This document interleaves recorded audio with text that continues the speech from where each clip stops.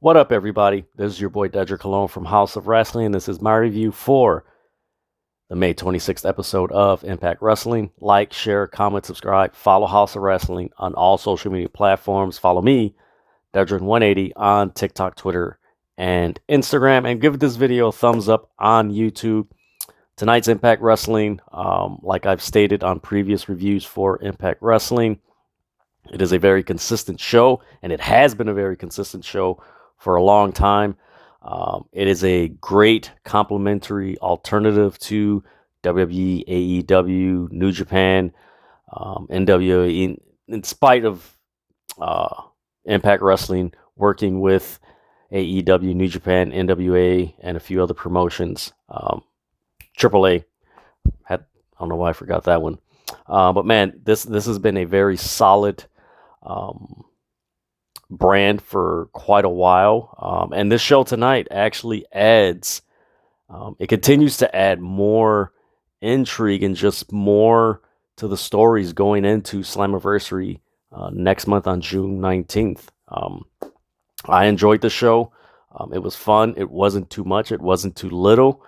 For me personally, I enjoy this type of storytelling. I enjoy the various different types of storytelling in professional wrestling, but I like this one in particular because they're not doing too much, they're not doing too little, and the overall story that's being told on the Impact Wrestling show is consistent. It's solid. The pacing's solid. I just enjoy it. And it's one of the reasons why I keep doing the reviews for Impact Wrestling. And if I'm sick, then okay, I've mentioned this before. If I am sick, 9 times out of 10, I'm not going to do a review of any show. But man, Impact Wrestling, one of these days I might push it. I don't know. Maybe. I'm not going to push myself too much while I'm recording. No, I'm not going to do that. But man, tonight's episode, it started off with Alex Shelley and Trey Miguel. The winner goes on to I believe it was the Ultimate X match. Forgive me, guys. They were mentioning everything, and I was watching this and watching the basketball game. But yeah, this was a very interesting match. It was very solid. You can tell with the way that Trey Miguel has been wrestling. I would not be surprised if by the end of this year and the start of 2023, they kind of put him in the main event title picture, in the Impact World title picture, because he's putting in solid matches, and this match was solid. Him and Alex Shelley, this was a very solid match. There was very little high spots, but for what they did, man, it kept you intrigued, it kept you interested. It wasn't, kind of like the wrestling trope for opening matches, like, oh, do this crazy spot to keep people interested so they could watch the rest of the show. No, this was solid work. I enjoyed this. Great match. Watch it. Trust me, watch it. You're gonna enjoy it. It's cool to see Alex Shelley back from his hiatus. But man, solid match, solid work. Those are the matches that I like for me, and I know for those of you who are going to watch this review, you might have different tastes. But for me, I like those matches, those opening matches where it's not too much, but it's just something solid where it's like, okay,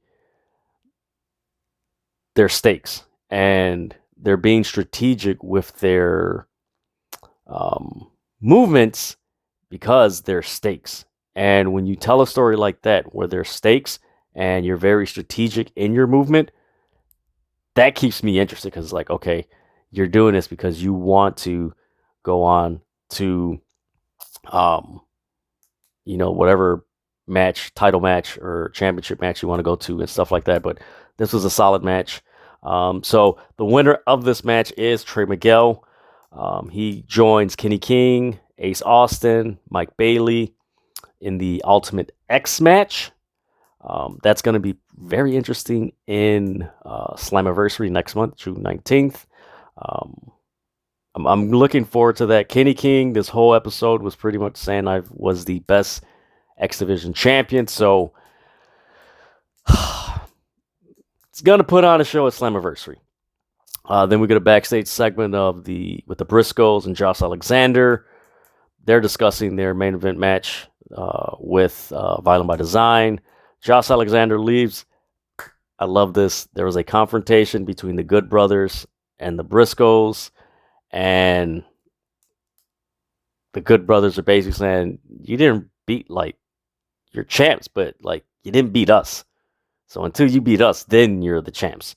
I hope that match is on Slammiversary, because that's going to be a very good match.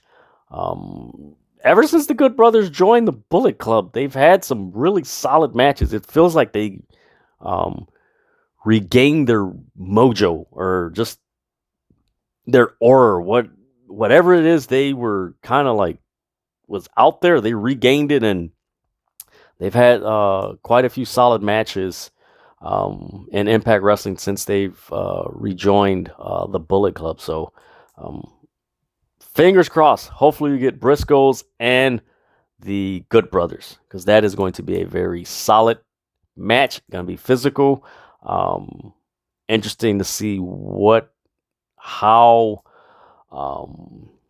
for me, if that match does happen, the dynamic between Carl Anderson and the Briscoes is very intriguing. Of course, Doc Gallows, he's a big guy and everything, so that dynamic is like, he's just gonna squash him. But the Carl Anderson with Jay and Mark Briscoe, that's an interesting dynamic right there. Then we get a match between Marsha Slamovich versus Havoc. I was surprised this match was like so quick. Like, it was a few forearms and shots, and somehow Marsha Slamovich slant, like an inverted body slam on Havoc, pinned her 1, 2, 3, and that was the match. Marsha Slamovich has been killing it in Impact Wrestling.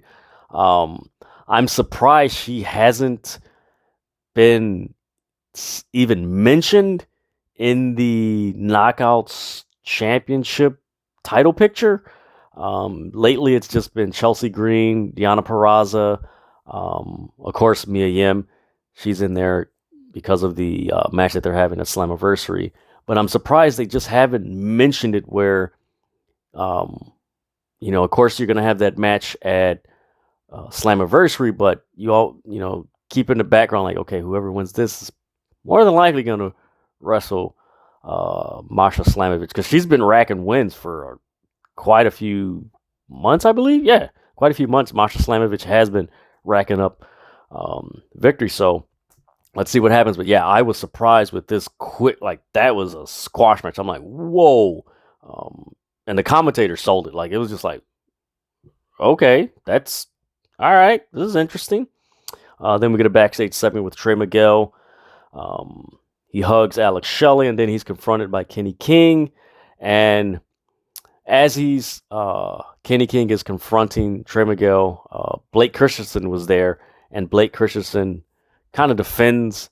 I like that. He was defending Trey Miguel, and Trey Miguel's like, okay, since you're the best X Division champ, why don't you face this guy? So we will get Blake Christensen versus Kenny King, I believe, next week. That should be a very good match. Great. Kudos to Impact Wrestling with their backstage segments. They've really cut down.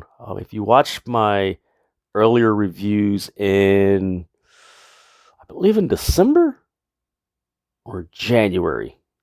I think it was in January. Go back to those reviews that I did for Impact Wrestling. I mentioned, like, there was a few hokey backstage segments, mostly with the Swingers Palace and the casino, all that. Like, it's just kind of hokey. They've cut down on the hokiness, and they've actually, these backstage segments have been pretty, are meaningful. They're not just, some comic relief or just time for, like, there's meaning to it, that it's a bridge to the continuation of whatever story is going on, which I really, really like that they do that. Then we get another backstage segment with Rich Swann, and he's basically talking about Matt Cardona, and I'm going to take your digital media championship. And he challenges Matthew Raywalt, the commentator formerly known as, oh my God, I forgot his name in WWE. I know he was Rusev's announcer when it was Rusev Day. Forgive me, guys. Forgive me. There's so many wrestlers changing their names, so forgive me, guys. So he challenges Matthew Raywalt. Going to be a pretty solid match because Matthew Raywalt, even though he's a commentator in Impact Wrestling, he's a solid worker, and he had some solid matches in WWE. And Rich Swann and him, that solid match, man. Impact Wrestling knows how to put on some solid matches. Then we get the knockouts match. We get Chelsea Green versus Jordynne Grace.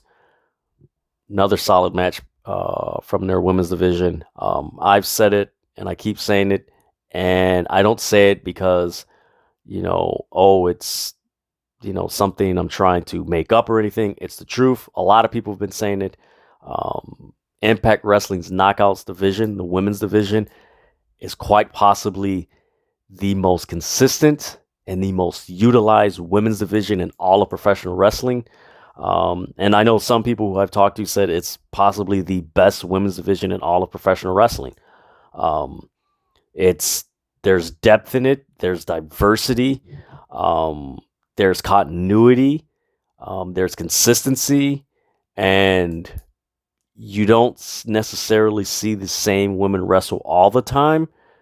They kind of like cycle through their women's roster where, you get challenger, this one person challenging and spotlight, and then they go through their next wrestler and everything. But man, this was a really solid match by Chelsea Green and Jordynne Grace. Chelsea Green, ever since Matt Cardona won the NWA title, and ever since he won the Digital Media Championship, and you could quite possibly say ever since she turned on Mickie James, like, she was already at another level, but she's gone to another level where I wouldn't use the term a solid hand, but man, she is a solid wrestler in that women's division. She is a tremendous asset to that women's division, the knockouts division in Impact Wrestling. This match with Jordynne Grace was really dope.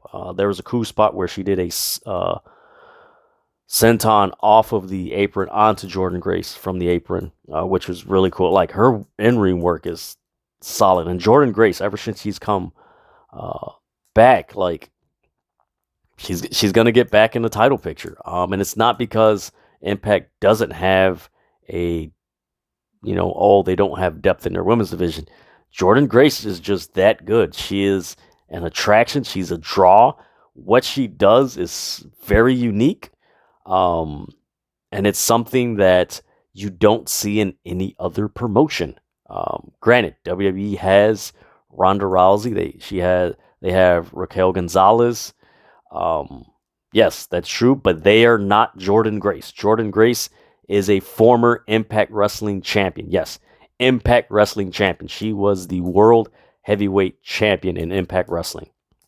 But man, this was a good match. I recommend you guys watch this match. But in the end, Jordynne Grace did the Grace Driver, and she pinned Chelsea Green 1-2-3 for the victory.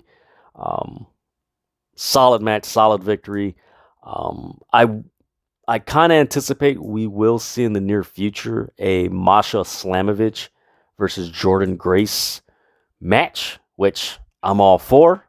That'll be a solid match. Marsha Slamovich versus Jordynne Grace. Please, Impact, bring it. From there, we get a backstage segment with Scott D'Amore and Arnold D'Amore, and Mike Bennett's basically ragging him like this is an unsafe work environment. My wife, Maria Kanellis, is at home because of the Bullet Club, mostly the Good Brothers and her getting speared last week. Then we get another backstage segment with Tasha Steelz and Deonna Purrazzo. And Tasha Steelz is basically saying, look, I'm not trying to fight you, but we need to do something to handle Mia Yim, and she's a problem. We need to end that. Interesting segment because normally, I wouldn't call it a trope in Impact Wrestling, but normally when a champion who is slightly feuding with someone, wants to align with them, is because they don't want them to go after their championship. So that's one less person that they have to worry about challenging them, which is a really cool storyline. Tasha Steelz, man, she's done amazing work since she's been Impact Wrestling Knockouts champion.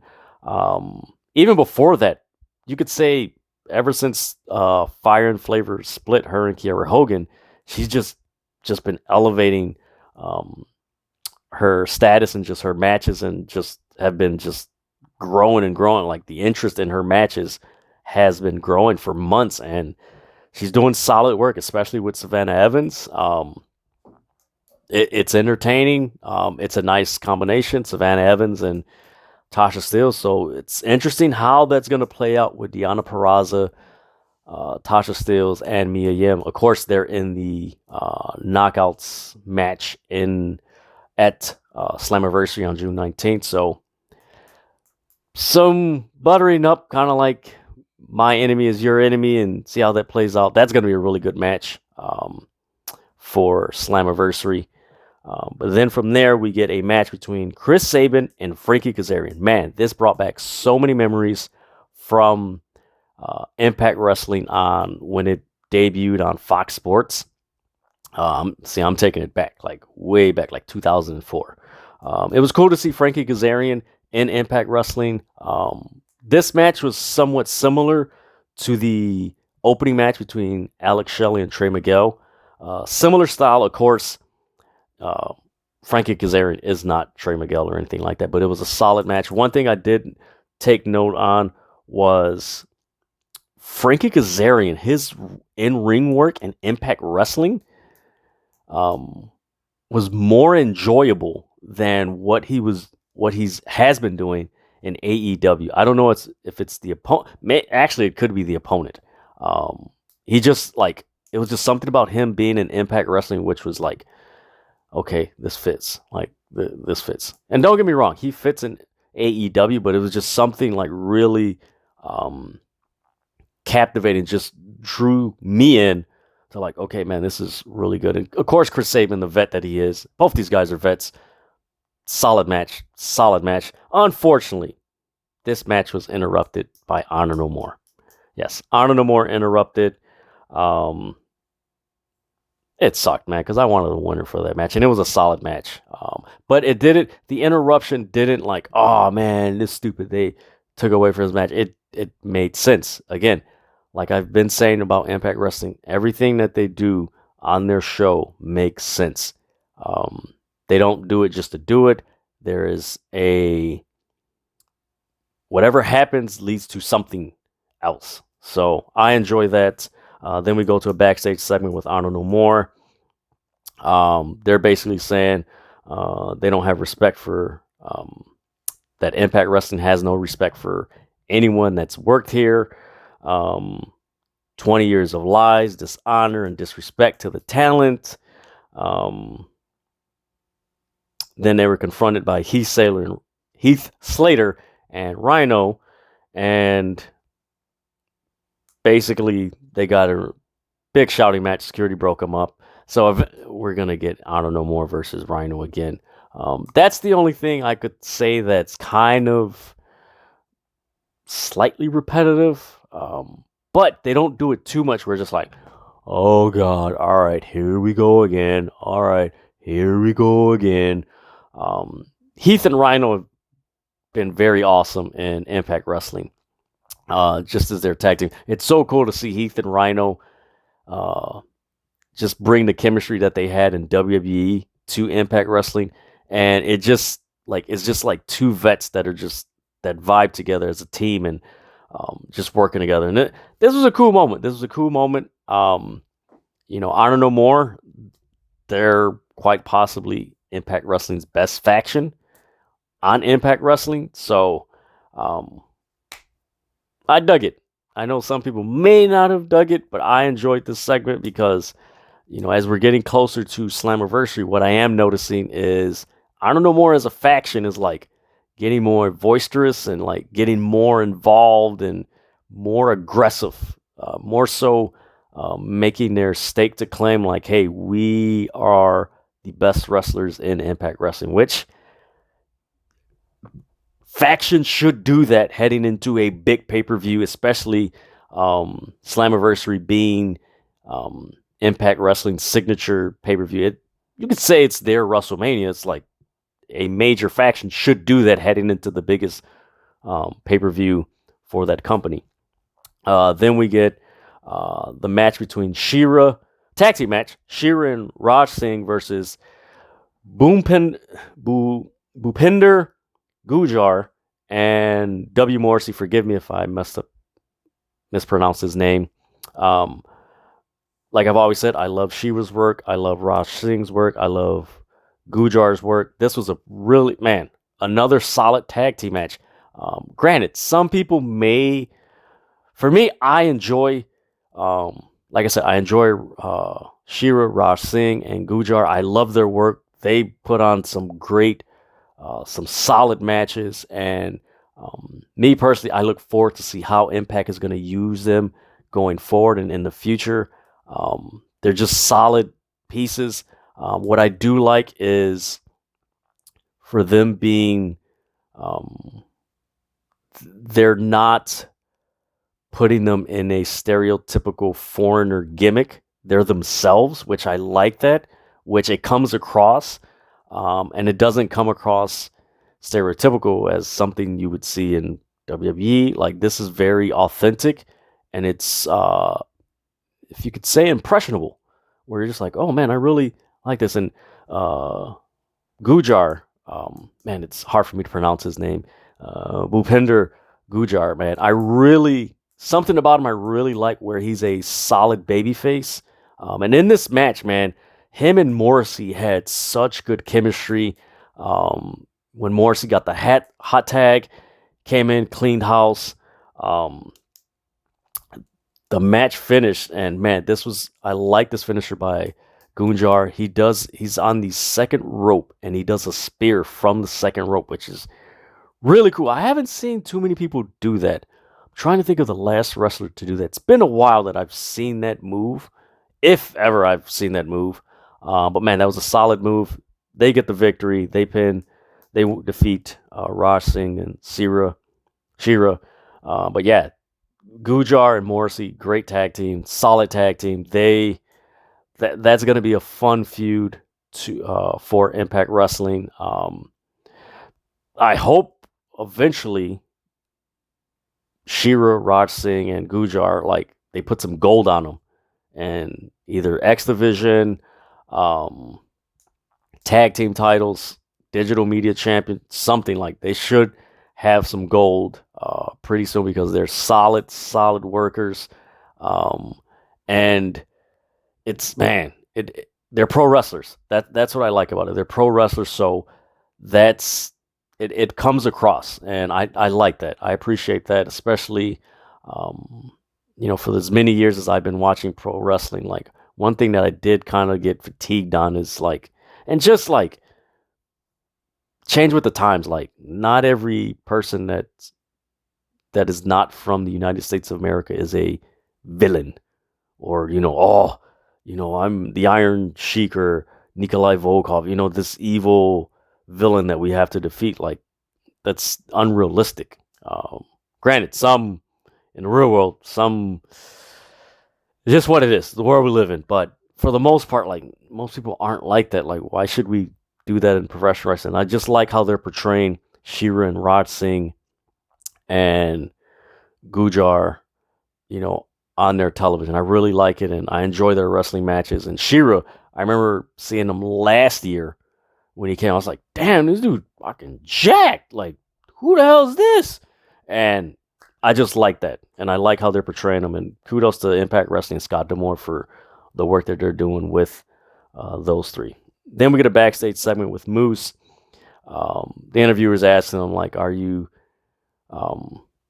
what do you think of Sami Callihan? He's like, I'm not scared of Sami Callihan. Macklin comes in. He's like, you need to get Sami Callihan out of your head. And then, of course, Sami Callihan, when the screens glitch and the TV screens in the back of the interview segment, just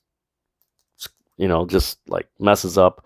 And then the screen just, it's glitching and everything. Moose just looks around and Macklin just looks at him like, you need to get Sami Callihan out your head. Which I thought was a really cool segment because it's teasing like, okay, Sami Callihan is getting in Moose's head, which is going to be really cool. If they have a match at Slammiversary, that's going to be a really solid match. I'm glad to see Sami Callihan back on Impact Wrestling. He was missed. Before I could say Honor No More showed up, he was definitely missed on Impact Wrestling. There was a void that I don't want to say they couldn't replace, but it was hard to fill that void because of the personality, character, and just the spontaneity that he is. You can say, and it's interesting because they were tag team partners coming up. He is Impact Wrestling's Jon Moxley, if you could say that, almost. So it's hard to replace those just fun, wild, out of control characters, unpredictable, that you don't know what's going to happen. It's hard to fill that void, especially, when they're injured and stuff like that. So it's just like, oh man, but now that he's back, man, everything is right in Impact Wrestling. Then we get the main event, Violent by Design versus the Briscoes and Josh Alexander. This was a solid match. I like the tandem of Josh Alexander and the Briscoes. There is such a chemistry, a fluidity, just they fit. They fit. I tweeted this. The Briscoes being in Impact Wrestling, they just fit. I know a lot of people wanted them to go to AEW, and of course, issues with Turner and past things being tweeted. They didn't want them there, and so on and so on. But some things happen for a reason, and I really like the Briscoes in Impact Wrestling. They're just tag team stalwarts, man. They're that tag team that you need in your tag division to give it that solid foundation. Like, hey, we can put 5, 7 tag teams, and this one tag team is going to have stellar matches with all 7 of these teams. So I like that. This was a solid match. Joe Doring, man, that dude was flying around the ring. I like the tactic. What I liked about this match was they were really emphasizing on Eric Young and him possibly becoming the Impact Wrestling World Champion. Because, of course, Josh Alexander and Eric Young will be facing each other for the Impact Wrestling Championship at Slammiversary. So they were really emphasizing that. And, of course, how the match ended. Mark Briscoe was on the top rope, and Cody Deaner hit him with Eric Young's mask, which was a solid, almost like a hockey mask. Hit him with it, knocked him down. I believe Joe Doring? No, Eric Young got the victory.